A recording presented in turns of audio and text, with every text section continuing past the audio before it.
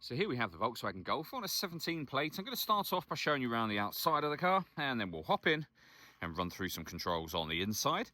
From the outside, you can see it's a 5-door car with alloy wheels. We're going to start off inside the boot space for it, first of all. As we approach the back of the car, you can see we have reversing sensors. Plenty of boot space as well, along with that 60/40 split folding rear seat, should you wish to increase this space even further again. Okay, so we're just going to work our way back around to the front of the car, and then, as I mentioned, we'll hop in and run through some controls on the inside of it from there. Just briefly before we climb in, I think it's well worth seeing the interior from this exterior point of view. There's plenty to run through on the dashboard, so let's hop in and we'll do that now. Okay, now that we're inside the car, we're going to start with the dials. On the left-hand side, first of all, we've got the rev counter and coolant temperature gauge. On the right-hand side, the speedometer and fuel gauge. In the centre, you can see, firstly, the total miles of the car. They're 53,061. Above that, we have a digital readout for the speedometer. You can change the information that's displayed there for various different menus, firstly. So assist systems, your navigation, audio, telephone, vehicle status, and back to the menu we started on, which is full of various bits of trip computer and fuel economy information. If we back out to the steering wheel, the buttons I was using just a second ago over here, we have our stereo controls there as well.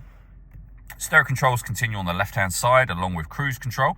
Once you hit cruise control, this button in the middle will, if you hit that, help the car to, or allow the car to maintain its own distance between itself and the car in front, both speeding up and slowing down automatically depending on the car in front's speeds. That's adaptive cruise control. Into the centre next, we have the main touchscreen. So we're on the main menu at the moment, which you can access via the touchscreen, or you can go into menus individually.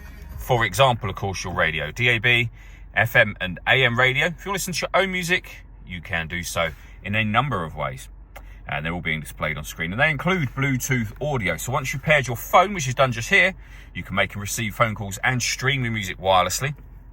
We have satellite navigation, as you can see, really nice clear colour display, and depending on the phone you have, Android Auto and Apple CarPlay, both available as well. This car also has a visual guide to the front and rear parking sensors. Below that, we've got the air conditioning. You can adjust the temperature, fan speed, and the direction you'd like the air distributed in. The air conditioning is on at the moment, so that's off, back on again. Or you can recirculate the air that's in the car. That's a great way of heating it up or cooling it down quickly depending on the temperature you set just here. You can turn the whole system off from there as well. We have some storage in here along with USB and auxiliary inputs. Our 6-speed manual gearbox. You can turn your parking sensors on and off from here. You can turn off the stop and start. This car is designed to cut out when it's stationary in traffic, which in turn will save you fuel. The system is off when that light shows. And we have various different driver modes. So normal, sport, individual, where you can customize the settings shown on the screen, and eco as well.